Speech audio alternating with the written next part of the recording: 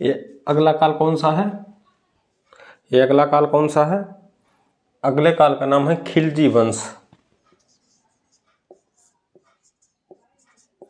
खिलजी वंश जो था उसका समय क्या था? टोटल जो शासन किया था इसने 1290 से लेकर 1320 तक।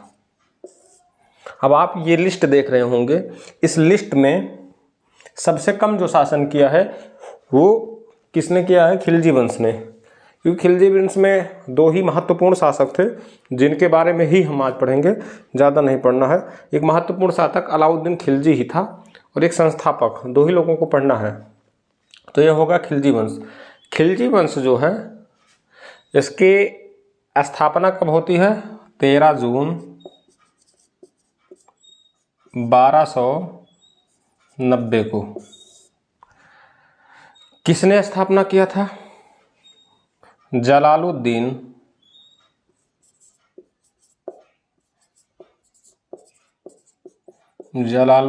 फिरोज खिलजी। कैसे हुआ था इसकी स्थापना? अभी आपने देखा है कि गुलाम वंश का अंतिम शासक जिसका नाम था क्यूमर्स, उसकी हत्या किसने कर दी? जलालुद्दीन फिरोज खिलजी। ठीक, खिलजी। और किस वंश की स्थापना की? खिलजी वंश की स्थापना की। तो ये जलालुद्दीन फिरोज खिलजी जो थे, इनके बारे में इतना पढ़ना है कि जब ये शासक बनते हैं या गद्दी पर बैठते हैं तो इनकी उम्र कितनी थी? 70 साल। बहुत कम उम्र भी बची थी। 70 वर्ष की अवस्था में ये सत्ता पे आसीन होते हैं। ठीक। दूसरी चीज़ है, ये अपनी राजधानी जो बनाते हैं, किसको बनाते हैं? किलोखरी को। इनकी राजधानी का क्या नाम था? किलोखरी। इन जलालुद्दीन फिरोज खिलजी का एक भतीजा था जिसका नाम है अलाउद्दीन खिलजी। क्या नाम है? अलाउद्दीन खिलजी। कौन था? ये जलालुद्दीन फिरोज खिलजी का भतीजा था। इसने क्या किया? इसने इनकी हत्या कर दी। किसकी? अपने चाचा की, जलालुद्दीन फिरोज खिलजी की हत्या कर दी। और हत्या करने के बाद ये खुद जो है गद्दी पर बैठा, यानी सत्ता जो है इसके हाथ में आ गई। अब ये जो अलाउद्दीन खिलजी था, इसके बचपन का क्या नाम था? इसके बचपन का नाम जो था अली था, और दो नाम इसके थे, गुरसास्प। ठीक, ये दो नाम इसके थे बचपन के। ये इसके बारे में जाना है। दूसरी चीज़, इसके जो अलाउद्दीन खिलजी है, ये जो सिक्के बनवाता था, सिक्के में एक प्रतीक छपवाता था जिससे क्या कहते, उसमें क्या लिखा होता था? सिकंदर ए शानी। सिकंदर ए शानी। इसका मतलब क्या होता था? सिकंदर ए शानी का अर्थ होता है दूसरा सिकंदर, या सिकंदर द्वितीय, या द्वितीय सिकंदर। इसीलिए सिक्कों में सिकंदर ए शानी एक जो प्रतीक होता था ये करवाता था उसमें। ठीक, ये तो इसके कुछ बेसिक चीज़ें हो गई। इसने सेना में भी बहुत सारी चीज़ें सुधार किया था। ये क्या करता था? इसके एक बहुत महत्वपूर्ण उपलब्धि है घोड़ा दागने की प्रक्रिया। घोड़ा दागने की प्रक्रिया जो है इसी के शासनकाल से शुरू हुई थी। घोड़ा दागने की, और दूसरी एक और थी, ये स्केच बनवा लेता था सैनिकों का स्केच बनवाना था। सैनिकों का हुलिया बनाने की प्रथा जो थी किसने शुरू की थी? यही अलाउद्दीन खिलजी ने। ठीक, मतलब ये हुआ इसका कि जैसे अभी देखते हैं हम लोग क्या होता है कि जब सेना में नियुक्ति होती है तो आईडी कार्ड बनता है। क्या करते हैं? आईडी कार्ड में फ़ोटो लगी होती हमारी। तो उस ज़माने में तो कैमरे होते नहीं थे, तो क्या करते थे? वो स्केच बना लेते थे। उसी स्केच को रख लिया जाता था, उसी से उनकी पहचान की जाती थी। तो यही मतलब होता था। दूसरी चीज़ है, इसने कृषि क्षेत्र में जो बदलाव किए थे वो क्या किया था। कृषि के क्षेत्र में ये पॉजिटिव बदलाव नहीं था, निगेटिव बदलाव था। निगेटिव नकारात्मकता क्या थी कि ये जो भू राजस्व था, भू राजस्व, इसका जो मतलब कि कर जिसको बोलते हैं कृषि वाला, ये जो पहले 33% हुआ करता था, इसने बढ़ाकर 50% कर दिया। यानी भैया अगर आप 1 क्विंटल उगाते हैं तो 50 हमको दीजिए, 50 आप लीजिए। तो कृषि के लिए समझ लीजिए एक हिसाब से नकारात्मक ही हुआ। दूसरी चीज क्या थी कि लूटे हुए जो धन होते थे, जो पकड़ा जाता था, या लूटा हुआ धन किसी प्रकार से आता था, लूटा हुआ धन होना चाहिए। तो वो लूटा हुआ जो धन होता था उसका शेयर पहले कितना होता था, पहले 25% होता था। यानी कि अगर पकड़ा जाता तो 25% कौन लेता, राजा यानी लेता था, बाकी 75% उसका होता था। लेकिन अभी क्या था, इसने ये भी बदल दिया, नहीं भैया अब हम 75 लेंगे, आप 25 लीजिए। 25 से 75 कर दिया अब, ठीक। ये भी था, ये इसकी बेसिक चीज़ें हुई। दूसरी चीज़, जब ये शासन सत्ता कर रहा था तो मंगोलों का नाम आपने सुना होगा। सर्वाधिक मंगोल आक्रमण, सर्वाधिक मंगोल आक्रमण किसके शासनकाल में हुए, इसी के शासनकाल में हुए। किसके, अलाउद्दीन खिलजी के, ठीक, अलाउद्दीन खिलजी के। दूसरी चीज, इसने जब ये सत्ता कर रहा था, ये तो खुद इसकी सत्ता कहाँ पे थी, उत्तर भारत इसका आधिपत्य क्षेत्र हुआ करता था। लेकिन ये उत्तर भारत पे ही नहीं राज करता था, दक्षिण भारत के कई राज्यों को पराजित किया था, तो वहाँ भी इसकी सत्ता थी। लेकिन सत्ता ये स्वयं नहीं करता था, ये 2 भागों में बांटा था। कैसे, एक उत्तर का क्षेत्र, एक दक्षिण का क्षेत्र। उत्तर के क्षेत्र में स्वयं शासन करता था और दक्षिण के क्षेत्र को जीत कर इसने छोड़ दिया कि भैया आप ही शासन करिए। जिस राजा से जीतता था उसी राजा को दे देता था, आप शासन करिए, हाँ शासन तो आप करिए, लेकिन राजस्व जो होगा उसका पैसा वो हमको मिलना चाहिए, बस इतने से उसको मतलब था। तो यानी ये कह सकते हैं हम कि वो जो उसके क्षेत्र जो 2 भागों में बटे थे, उत्तर क्षेत्र, दक्षिण क्षेत्र, ठीक। ये क्षेत्र अक्सर एग्जाम में पूछे जाते हैं। यही तरह जो है खिलजी के बारे में आता है। और देखा जाए तो खिलजी वंश में इतना ही ये है, 2 ही महत्वपूर्ण शासक थे। खिलजी वंश के बाद फिर हमारा तीसरा वंश उदय होता है, इस सल्तनत काल का तीसरा वंश, जिसका नाम है तुगलक वंश। तुगलक ये एक बहुत महत्वपूर्ण वंश था। महत्वपूर्ण होने के साथ साथ सबसे ज़्यादा समय तक इसने शासन किया था। अब आप खुद देख सकते हैं तुगलक वंश कब आया था, 1320 में आया था और 1414 में फिर जाके गया था। 80 साल इधर हो गया, 14 साल उधर, 94 ईयर्स।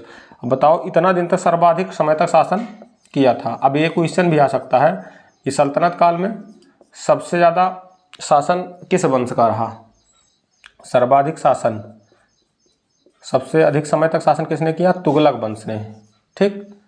ये इसकी विशेषता थी। दूसरी चीज़, ये तुगलक वंश जो था, इसकी स्थापना किसने की थी, इसकी स्थापना जो थी वो गाजी मलिक ने की थी। कौन किया था, गाजी मलिक, जिसका जो सही नेम था या उसको कहा जा सकता है गयासुद्दीन तुगलक, जिसे गयासुद्दीन तुगलक के नाम से जाना जाता था। गाजी मलिक, इसकी स्थापना की थी, ठीक। ये कृषि क्षेत्र में बहुत सारी चीज़ें किया था। वैसे ये पूरा जो तुगलक वंश है, इसने कृषि में लगभग शासकों ने बहुत अच्छा काम किया है। तो वैसे जो है गयासुद्दीन तुगलक ने ही कृषि क्षेत्र, सिंचाई के लिए नहर की व्यवस्था इसने ही शुरुआत की थी। कौन, ये तुगलक वंश का जो शासक है, स्थापना जिसने किया था गाजी मलिक, इसने ही किया था। और कर जो बहुत ज़्यादा हुआ करते थे, 50% कर अभी हमने देखा था, ये कहा नहीं भैया 1/10 होगा, 1/10वां हिस्सा होता था। जैसे मतलब ये था कि 10 अगर क्विंटल हो रहे थे, 1 क्विंटल जो है राजा का है और 10 आपका, 9 आपका है। तो इस प्रकार से कर व्यवस्था थी इनकी। दूसरी चीज़, फिर उसके बाद एक घटना घटती है गयासुद्दीन तुगलक के साथ। एक बार ये बंगाल में कुछ इनका एक मिशन था, वहीं से ये वापस आ रहे थे। तो अफगानपुर एक नामक एक जगह है, अफगानपुर। तो हुआ क्या कि वहीं पर एक महल बना हुआ था अफगानपुर में, और ये महल में प्रवेश कर रहे थे। तब तक पूरा का पूरा महल इन्हीं के ऊपर गिर पड़ा और इनकी मृत्यु हो जाती है। ठीक, इनकी गयासुद्दीन तुगलक की। उसके बाद जब इनकी मृत्यु होती है तो इनका एक पुत्र था, पुत्र जिसका नाम था जूना खां। जूना खां, जिसे मोहम्मद बिन तुगलक के नाम से जाना जाता था, मोहम्मद बिन तुगलक।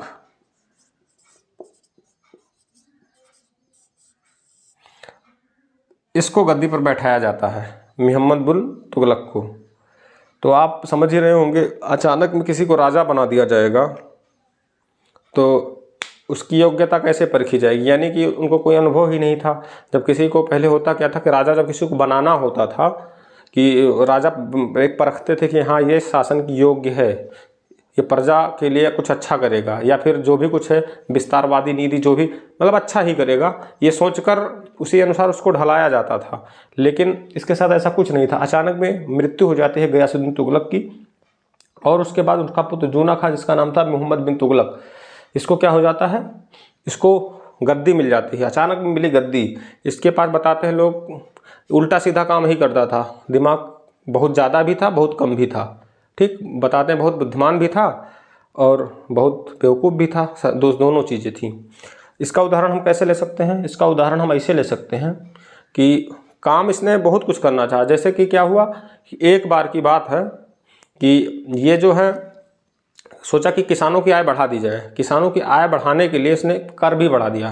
कहा कि भाई कर बढ़ाएंगे, कुछ अच्छा काम करेंगे, किसानों की आय बढ़ जाएगी। कर तो बढ़ा दिया। फिर उसी टाइम के बाद दोआब क्षेत्र की बात हो रही है, जहाँ की ज़मीनें उपजाऊ हुआ करती थी। तो उस दोआब क्षेत्र में क्या हुआ, अकाल पड़ गया, सूखा हो गया। अब सूखा होने की वजह से और इसने क्या किया था, कर भी बढ़ा दिया था। तो हुआ क्या कि सभी जो किसान थे वो विद्रोह कर दिए कि भैया आप जो है आप कर भी बढ़ा दिए हैं, हमारे पास तो वैसे भी खेती नहीं कर पा रहे, सूखा आ गया है। तो इसने इस व्यवस्था को या किसानों को जो है एक उचित समझ लीजिए उनके लिए एक व्यवस्था बनाई कि भाई आपके लिए कुछ करते हैं। उस व्यवस्था का नाम क्या था, उस व्यवस्था का नाम था दीवान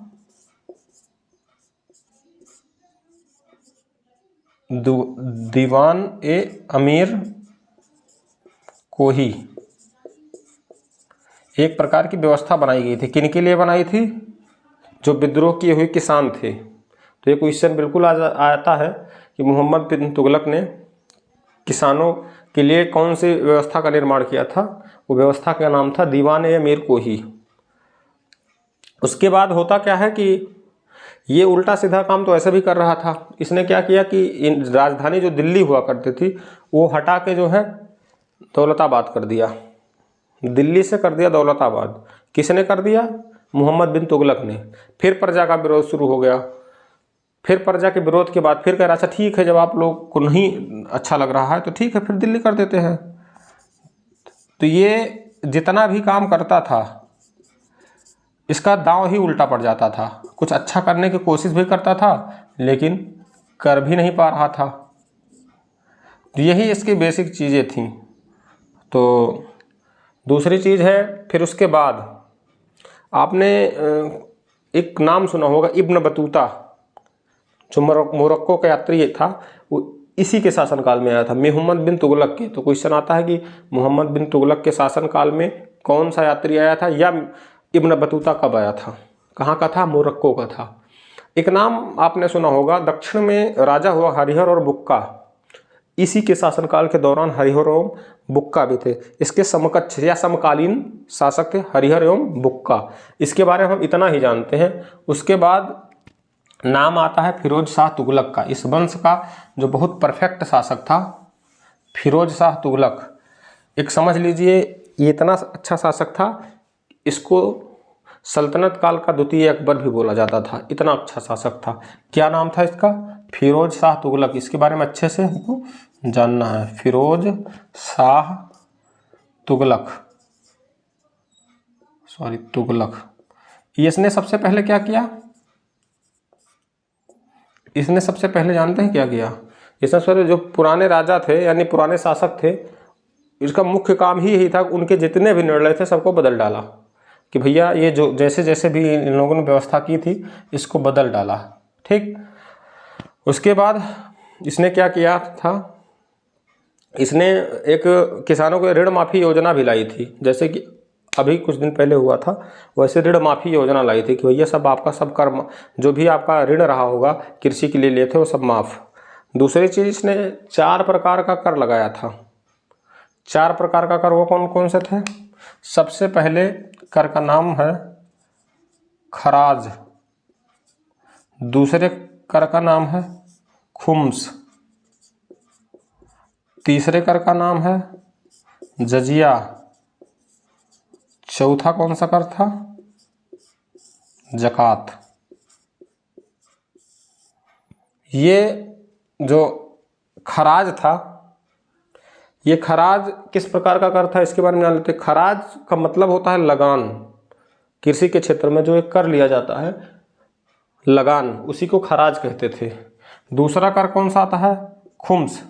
खुम्स जो लगता था ये युद्ध के द्वारा जो लूटे हुए धन थे, युद्ध के लूटे हुए धन पर, और ये लगान था।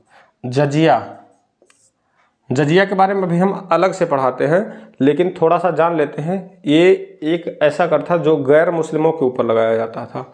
ठीक। दूसरी चीज है जकात। जकात जो था ये ऐसा कर होता है जो मुस्लिम लोग क्या करते हैं, उनका जो जितनी कमाई होती है मुस्लिम लोगों की, ऐसा बताया गया है कि आप जो है अपने कुल कमाई का 2.5% जो है दान करेंगे या उन लोगों की मदद करेंगे जो गरीब लोग हैं। ऐसा शायद इस्लाम में है, शायद ऐसा कुछ जो भी है। तो ज़कात उसी को कहते थे, यानी कि जो सबल लोग हैं वो अपने निर्बल की भी मदद करेंगे। ठीक, ये हो गया ज़कात। तो ये इस प्रकार से कर था। अच्छा, ये महत्वपूर्ण क्यों है? ये कर महत्वपूर्ण इसलिए हैं क्योंकि जजिया जो लगता था वो सामान्यतया इसमें 5 वर्गों को ही लगता था, यानी कि ब्राह्मणों को छूट हुआ करती थी। तो लेकिन इसने क्या किया था, ब्राह्मणों पर भी जजिया लगाया था, इसीलिए महत्वपूर्ण है। ये ऐसा शासक था, या क्वेश्चन बिल्कुल आता है कि ब्राह्मणों पर जजिया कर किसने लगाया था, तो ब्राह्मणों पर जजिया कर किसने लगाया था? फिरोज शाह तुगलक। ठीक। उसके बाद इसने सैनिकों की कुछ सैनिक क्षेत्र में कुछ अपना कुछ अच्छा योगदान भी किया था। सैनिकों में जो उच्च लोग होते थे, वैसे उच्च लोग जो होते थे उनको ज़मीनें दान में दी जाती थी। ठीक, ज़मीनें मतदान में क्या दी जाती थी, मतलब पैसे के बदले दान ज़मीनें दे दी जाती थी। दूसरी चीज़ क्या था कि अगर एक वंशानुगत कर दिया इसने सैनिकों को, यानी आपके पिता जो है सरकारी नौकरी में है, जो भी विभाग देख रहे हैं राज्य का, उसमें आपका पुत्र भी वही विभाग देखेगा, तो वंशानुगत कर दिए थे इस चीज़ को। फिर दूसरी चीज़ क्या आती है, इन्होंने दासों से बहुत प्रेम किया था। किन्होंने? फिरोज शाह तुगलक। दास जो गुलाम होते थे उनका बड़ा प्रेम था, क्योंकि इनके पास कुल मिला के बताते हैं 1,80,000 1,80,000 दास हुआ करते थे। टोटल दास 1,80,000 थे। और यही नहीं, इनको वार्षिक वेतन भी दिया जाता था। वार्षिक वेतन इनको 10% से लेकर 100% तक वार्षिक वेतन भी मिलता था। दूसरी चीज, इनकी व्यवस्था के लिए, इनके ऊपर मतलब कोई दिक्कत ना आए या इनकी व्यवस्था के लिए एक विभाग की स्थापना की, जिस विभाग का नाम था दीवान ए बंदगान। दीवान ए बंदगान किनके लिए थी? ये जो इनके गुलाम थे, इन लोगों के लिए थी, दीवान ए बंदगान। ठीक, अब सैनिकों के बाद आता है नंबर मुद्रा का। इन्होंने 3 प्रकार की मुद्राएं चलाई थी। मुद्राओं का नाम आप याद कर सकते हैं। मुद्राएं कौन कौन से थी? एक थी सांसगनी,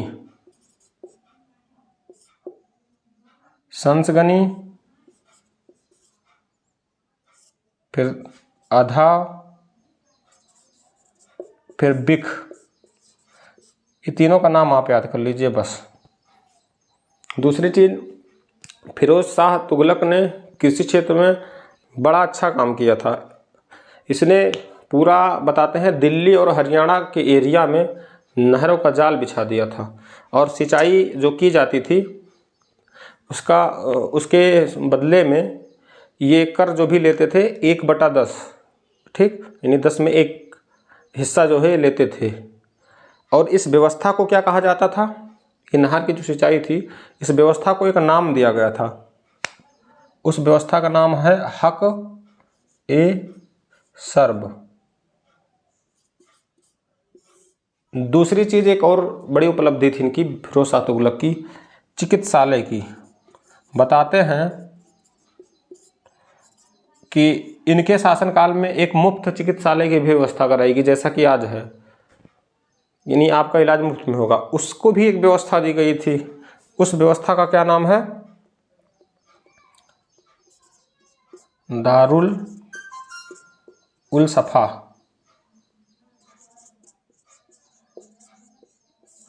ठीक,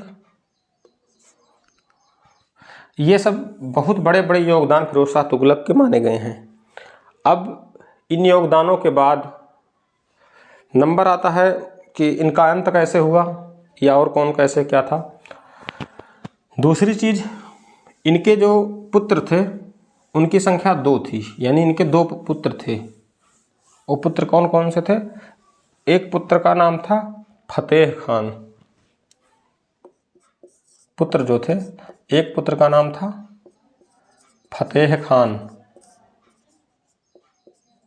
दूसरे पुत्र का नाम था मुहम्मद खान।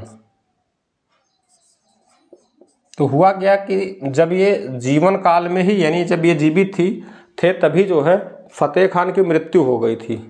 तो जाहिर सी बात है दूसरा मुहम्मद खान ही बचेगा।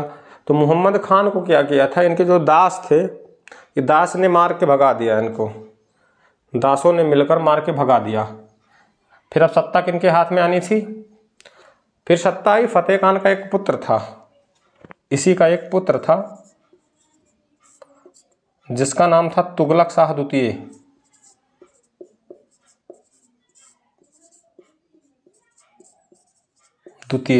इसके हाथ में सत्ता आई, फिर इसके हाथ से भी निकल गई है सत्ता।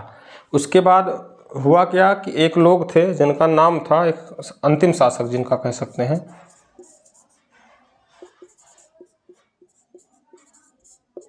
नसरुद्दीन महमूद शाह। यानी कि ये तुगलक शाह द्वितीय जब शासन करते हैं, उसके बाद छोटे छोटे कई राज्य आए, लेकिन अयोग्य थे, अलग अलग जो शासक थे। उसके बाद कौन शासक आता है? उसका नाम है लास्ट में नसरुद्दीन महमूद शाह। जब ये आते हैं तो थोड़ा शासन तो किया था इन्होंने, लेकिन बीच में तैमूर ने आक्रमण कर दिया इनके ऊपर। जब तैमूर का आक्रमण होता है, ये भाग के तुरंत गुजरात पहुंच जाते हैं। कहाँ पे? गुजरात। फिर इनका एक वजीर था जिसका नाम था मल्लू खां, सारी स्थिति वो संभालते हैं। फिर इनको वापस बुलाते हैं गुजरात से, आइए और शासन करिए। फिर उसके बाद ये गद्दी पर बैठाता है, गद्दी पर बैठ जाते हैं, लेकिन उसके बाद इनकी मृत्यु हो जाती है कुछ दिन बाद। और मृत्यु हो जाती है तो उसके बाद जो है ये जो तुगलक वंश था इसका अंत हो जाता है। कब होता है? सन 1414 में। आगे बढ़ने से पहले हम सबसे पहले अभी बता रहे थे जजिया कर के बारे में थोड़ा चर्चा कर लेते हैं, क्योंकि जब अभी हमने आपको फिरोज साहब पढ़ाया तो उसमें बताया था कि जजिया कर को हम आगे से लेंगे। तो जजिया कर के बारे में थोड़ा सा देख लेते हैं। जजिया कर था, इसको शुरू किसने किया था? जजिया कर, इसकी शुरुआत किसने की थी? मोहम्मद बिन कासिम।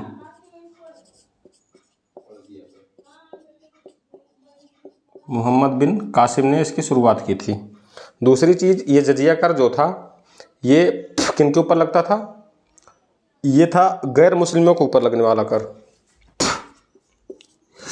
गैर मुस्लिम लोग जो थे उनके ऊपर लगता था। ये किस प्रकार से? एक सुरक्षात्मक कर माना जाता था, उनकी सुरक्षा के लिए सुरक्षात्मक कर। हाँ, ये कर तो गैर मुस्लिमों पर लगता था। गैर मुस्लिमों में भी 5 ऐसी कैटेगरी हैं जिन पर नहीं लगता था। कौन कौन सी हैं? पहला क्या था? वृद्धजनों पर नहीं लगता था, स्त्रियों पर नहीं लगता था,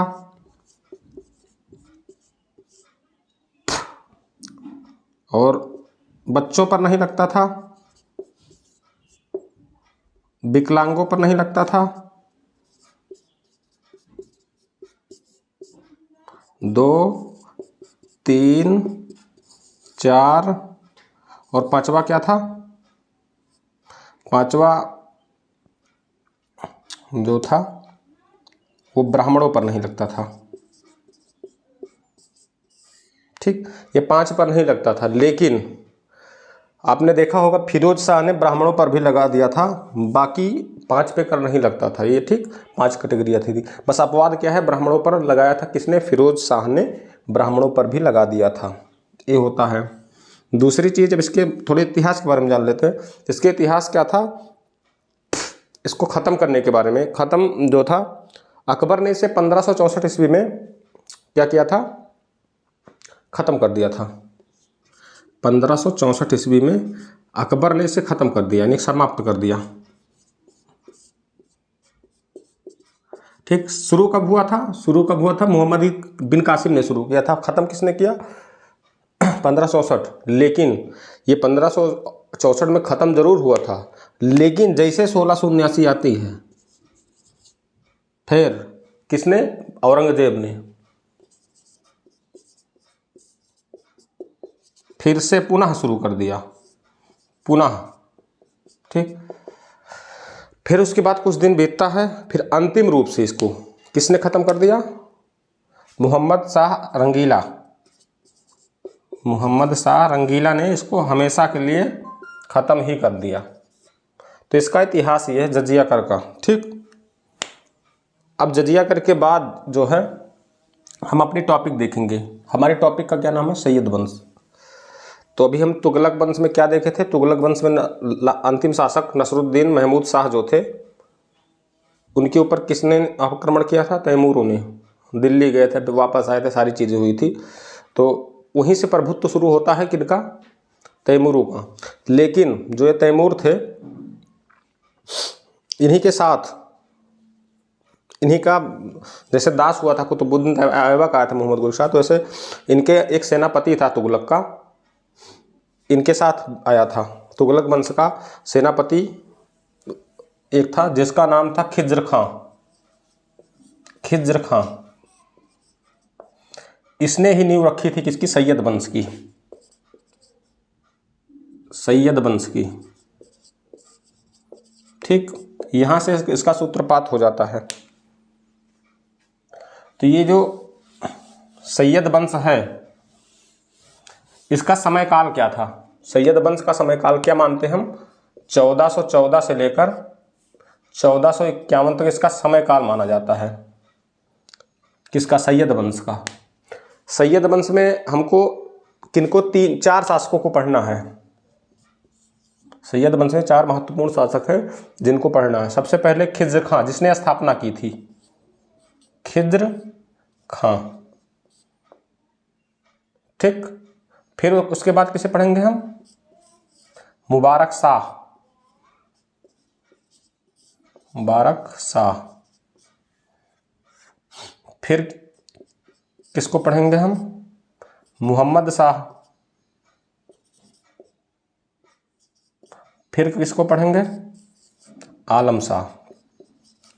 इनका समय काल देख लेते हैं, कब कितना दिन तक कौन शासन किया था। खिज्र खां जो थे वो 1414 से लेकर 1421 तक इनका शासनकाल रहा। ये जो मुबारक शाह थे 1421 जब इनका खत्म होता तो इनका शुरू होता है 1434 तक ये करते हैं शासन। फिर 1434 से लेकर मोहम्मद शाह आते हैं और 1443 यहाँ तक इनका रहता है। उसके बाद 1443 से आलम शाह करते हैं शासन और 1451 तक ये इनका काल समय रहा। अब हम टॉपिक वाइज एक एक लोग को पढ़ते हैं। तो अभी सैयद वंश का स्थापना किसने किया था? खिज्र खां। और खिज्र खां पहले शासक थे तो खिज्र खां को ही पढ़ लेते हैं। अब खिज्र खां के बारे में अगर पढ़ेंगे हम तो सबसे पहली विशेषता क्या थी? इन्होंने ही सैयद वंश की स्थापना की थी, सैयद वंश की। दूसरी खासियत क्या थी? संस्थापक तो थे ही, दूसरी चीज क्या थी? ये तैमूर के सेनापति भी थे, तैमूर के सेनापति भी थे, तैमूर लंग के सेनापति भी थे।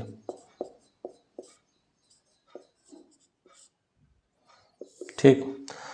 फिर इनके बारे में एक चीज और है, इन्होंने ये स्वतंत्र शासक कब बनते हैं? ऐसे तो थे ही, एक शासक हुआ करता था जिसका नाम था दौलत खां। दौलत खां इससे युद्ध करते हैं और इसको पराजित कर देते हैं, दौलत खां को। दौलत खां को पराजित करने के बाद यह अपने आप को स्वतंत्र शासक बनाते हैं। स्वतंत्र शासक जरूर बना लेते हैं लेकिन पूरी तरीके से स्वतंत्र नहीं। ये तो स्वतंत्र हो गए लेकिन ये अपने आप को सुल्तान घोषित नहीं करते हैं, ना तो कोई सिक्का चलाते हैं। उसका एक रीज़न था, रीज़न यही था कि ये मानते थे कि हम तैमूर जो हैं उनके, तैमूरियों के क्या हैं, हम राज्यपाल हैं। ठीक, तैमूरियों के राज्यपाल हैं, ये अपने आप को खुद मानते थे।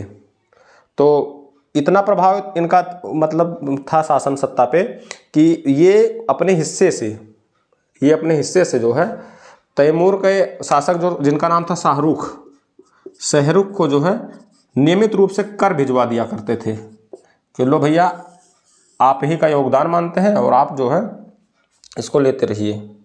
ठीक, तो ये अपने आप को कभी सुल्तान नहीं घोषित किए थे। ठीक, इनकी ये विशेषता थी।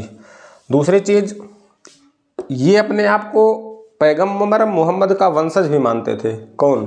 खिज्र खां। खिज्र खां जो है पैगंबर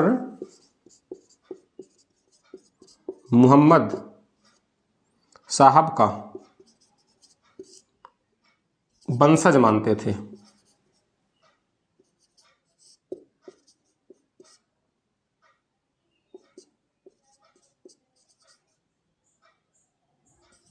थे।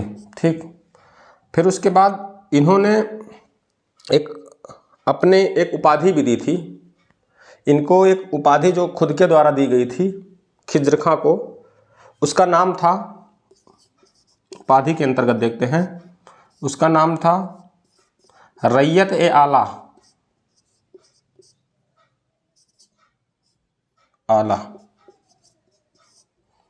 ये इनके बारे में कुछ विशेषताएं थी। फिर उसके बाद क्या होता, 1421 में इनकी मृत्यु हो जाती है। 1421 में इनकी मृत्यु हो जाती है। इनके मृत्यु के पश्चात इनका ही पुत्र जिसका नाम था मुबारक शाह, वो गद्दी पर बैठते हैं। कौन थे ये? इनके ही पुत्र थे। खिज्र खां के पुत्र मुबारक शाह गद्दी पर बैठते हैं। तो जो मुबारक शाह इनका समय कब तक था? समय लिखा हुआ है 1421 से लेकर 1434 तक। ठीक, खिज्र खां तो सुल्तान नहीं बन पाए थे, वैसे तो बने थे लेकिन अपने आप को सुल्तान नहीं माने थे। लेकिन ये मुबारक शाह जो थे अपने आप को सुल्तान मानते थे। पहली बार इस वंश में किसी ने सुल्तान खुद को माना था। दूसरी चीज, इस मुबारक शाह ने खुद को, अपने आप को शाही की उपाधि दी थी, शाही की उपाधि भी दी थी,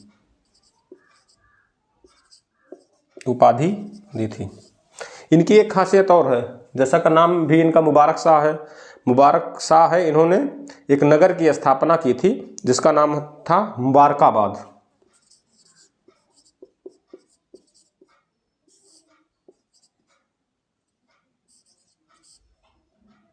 मुबारकाबाद, ठीक। इनके बारे में एक चीज़ और है, भटिंडा और दोआब क्षेत्र का जो विद्रोह हुआ था उसको दबाने का श्रेय जो भी इन्हीं मुबारक शाह को जाता है, ठीक। ये इतना इनका काम हो गया। दूसरी चीज़, इनके वजीर ने ही इनकी हत्या कर दी थी, इनके वजीर ने ही, वजीर द्वारा इनकी हत्या कर दी गई थी, वजीर द्वारा हत्या कर दी गई थी। यही मोहम्मद शाह की विशेषता है जो इनके बारे में हमने जाना। अब इनके बाद जो है इन्हीं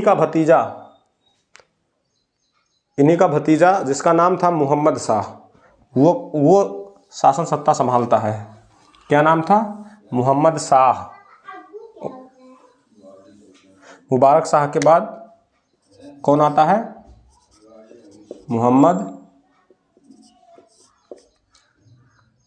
मुबारक शाह के बाद मोहम्मद शाह गद्दी पर बैठते हैं। इनका शासन क्या था? 1434 से लेकर 43 तक मोहम्मद शाह बनते हैं, ठीक। इनका वास्तविक नाम क्या था? वास्तविक नाम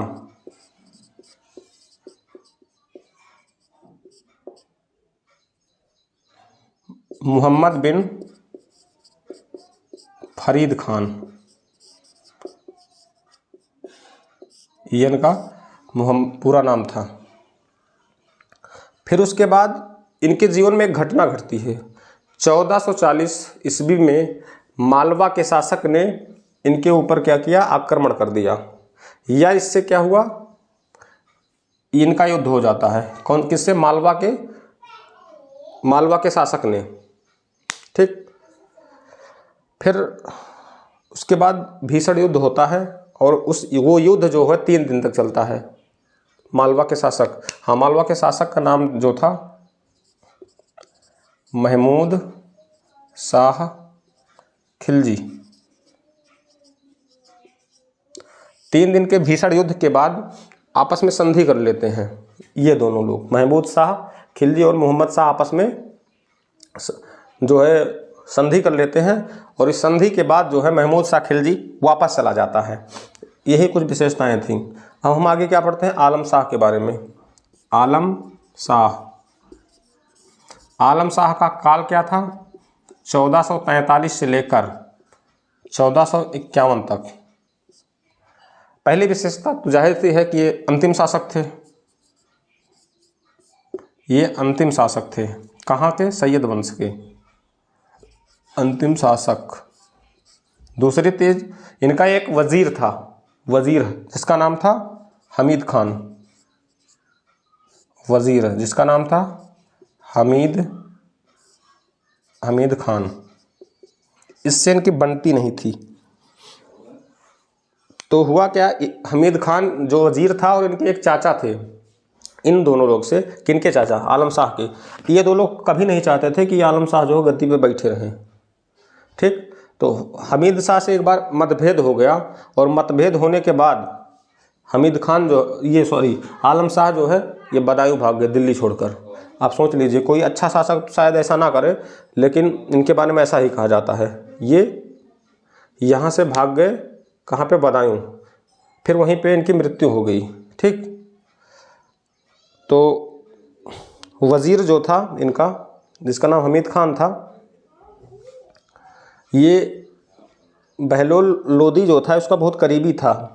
ये जो हमेशा इनसे मतभेद हुआ रहता था आलम शाह से, किनकी वजह से? बहलोल लोदी की ही वजह से। ये बहलोल लोदी इनका कानाफूसी करता था इनसे, जिसकी वजह से आलम शाह से मतभेद चला रहता था। और अंत में इसको जो है कान भर के जो है इतना मतभेद करवा के इनकी मृत्यु हो गई। और उसके बाद खुद ये हमीद खान जो है किनको? बहलोल लोदी को सत्ता दे देता है।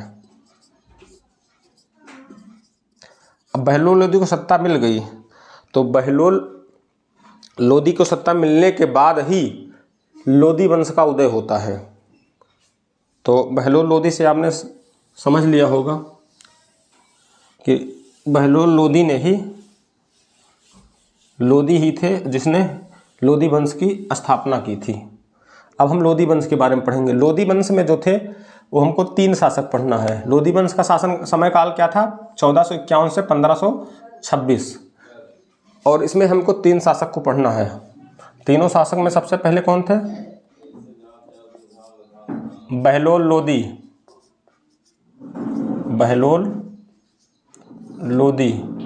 दूसरा कौन था? सिकंदर लोदी।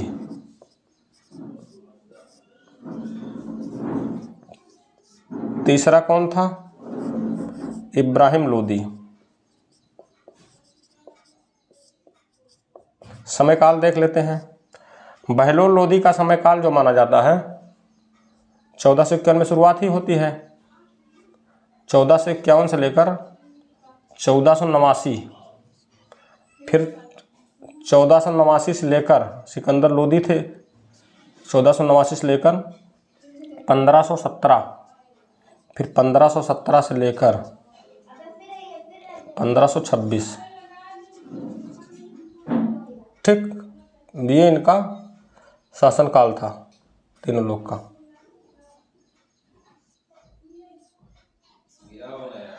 सबसे पहले हम क्या देखते हैं? बहलोल लोदी को।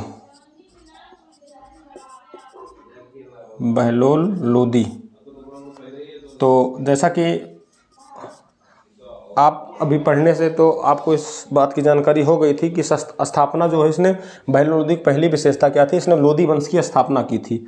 यह संस्थापक था। दूसरी बात क्या थी ये बताते हैं। सर्वाधिक समय तक इसने शासन किया था। क्या किया था? सर्वाधिक समय तक शासन किया था इसने, बहुत टाइम तक किया था। दूसरी चीज क्या थी बहलोल लोदी की?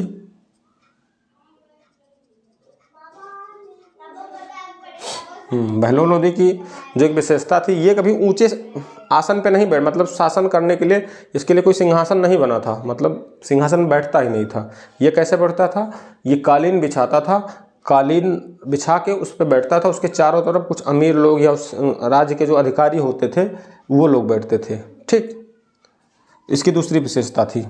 तीसरी विशेषता क्या थी? ये जौनपुर के एक शासक थे,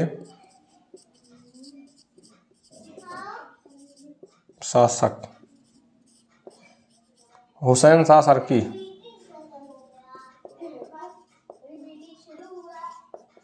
हुआ क्या था कि दिल्ली का जो एरिया था काफ़ी दूर दूर तक फैला हुआ था। अवध क्षेत्र सारी चीज़ें दिल्ली के कब्जे में थी। एक बीच में खटक रहा था जो जौनपुर था। जौनपुर के शासक कौन थे? हुसैन शाह सरकी। वही नहीं मिल रहे थे, बाकी चारों तरफ जो है दिल्ली का ही राज उत्तर भारत में था पूरा। तो उसने क्या किया? आक्रमण कर दिया जौनपुर के शासक हुसैन शाह सरकी और उनको पराजित कर दिया। फिर उसके बाद जौनपुर पे भी अपना आधिपत्य कर लिया। ठीक, आधिपत्य कर लिया। इतना ही हमको पढ़ना है। इसको दिल्ली में मिला के अपना सारा काम करने लगा। फिर उसके बाद इनका काम खत्म हो जाता बहलोल लोदी का। फिर आता है दूसरा नंबर सिकंदर लोदी का। सिकंदर लोदी कब थे? 1489 से 1517। सिकंदर लोदी, ये इनके बारे में क्या विशेषता थी? ये कौन थे? ये लोदी वंश के सबसे प्रतापी शासक माने जाते हैं। लोदी वंश के सबसे प्रतापी शासक माने जाते हैं। ठीक, इनके पिता जो थे कौन? सिकंदर लोदी के पिता, इनके 9 पुत्र थे। इनके पिता कौन थे? बहलोल लोदी थे। इन्हीं के बेटे थे ये। बहलोल लोदी की जो थे इनके 9 पुत्र थे। तीसरे नंबर के पुत्र जो थे, तीसरे नंबर के सिकंदर लोदी थे। ठीक, सिकंदर लोदी। इनका क्या नाम था? निजाम खान। वास्तविक नेम क्या था? निजाम खान, निजाम खां। ठीक, इनकी विशेषता क्या है? ये जो थे 1504 ईस्वी में, 1504 ईस्वी में आगरा शहर की स्थापना की थी। आगरा शहर की स्थापना ही नहीं की थी, इन्होंने आगरा को राजधानी भी बनाया था। आगरा को राजधानी भी बनाया था, राजधानी थी इनकी आगरा। इनके कृषि के क्षेत्र में भी बहुत सारी चीज़ें इन्होंने विकास भी किया था। तो कृषि उस टाइम पे कृषि क्षेत्र में जो बंटवारा होता था या फिर नापने की जो प्रक्रिया होती थी वो सही नहीं हुआ करती थी। तो उन्होंने एक नापने की, जैसे होता नहीं है कितना बीघा खेत है या जो भी सारी चीज़ें होती थी उस टाइम पे उस चीज़ की कमी थी, क्लियर या साफ साफ नहीं किसी चीज़ को नापा जा सकता था। उसने मापन प्रक्रिया को सुधारने के लिए एक विभाग की स्थापना की जिसका नाम था गज सिकंदरी। गज ए सिकंदरी, सिकंदरी। दूसरी चीज, सिकंदर लोदी खुद एक अच्छे लेखक भी माने जाते हैं। ये कविताएं रचते थे और कौन सी भाषा में? फारसी भाषा में। इनकी कविताएं जो होती थीं वो हमेशा फारसी भाषा में होती थी। दूसरी चीज, जब वो कविता लिखते थे तो ऐसा नहीं कि जो कविता लिख देते उसके नीचे लिख देते सिकंदर लोदी। सिकंदर लोदी नहीं थे तो इसके लिए उन्होंने एक नाम दिया था, रखा था अपना एक उपनाम, जिसका नाम था गुलरुखी। गुलरुखी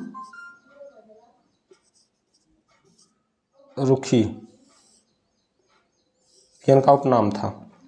ये इनके सामान्य विशेषता। अब इनके शासन व्यवस्था के बारे में देख लेते हैं। शासन व्यवस्था में ऐसा था कि जैसे उस टाइम पे जो हिंदू धर्म और इस्लाम 2 धर्म प्रमुख थे, तो उसमें ऐसा नहीं था कि जो है कि वो इस्लाम का कोई बहुत पक्ष लेकर चलते थे हिंदू धर्म को। वो दोनों धर्म पे बराबर का कुछ करते थे। यानी कि अगर इस्लाम या हिंदू दोनों में अगर जिसमें जो कुरीतियाँ या ऐसा कुछ था तुरंत प्रतिबंध लग जाता था। ऐसा नहीं किसी एक धर्म के बहुत बड़े मानने वाले थे वो। फिर उसके बाद नंबर आता है इब्राहिम लोदी का। इनके बाद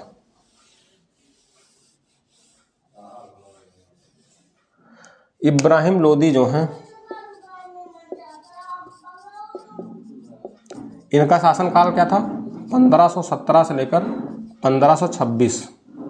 इनकी पहली विशेषता क्या थी कि अंतिम शासक थे। लोदी वंश के अंतिम शासक थे। इनके साथ पहली घटना कब घटती है? 1518 ईस्वी में खतौली का युद्ध होता है। 1518 में खतौली का युद्ध होता है।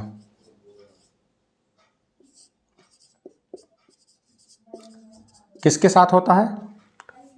राणा सांगा के साथ। राणा सांगा। फिर राणा सांगा का विजयी हो जाते हैं इस युद्ध में। ठीक, फिर क्या होता है? लोदी के चाचा यानी इब्राहिम लोदी थे, जो उनके चाचा और वहीं बगल का एक पंजाब जो था, पंजाब राज्य, वहाँ का शासक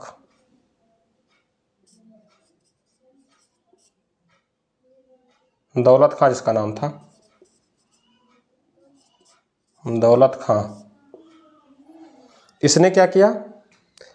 चुपके से बाबर को आमंत्रित कर दिया, आइए आप युद्ध लड़िए हमसे। तो इनका जो चाचा था इब्राहिम लोदी का और दौलत खां, ये दोनों जो थे, पंजाब का शासक था, ये नहीं चाहते थे कि ये शासन करे इब्राहिम लोदी। क्यों? क्योंकि पंजाब का आधिपत्य का दिल्ली पर ही था, यानी दिल्ली का आधिपत्य पंजाब पर था।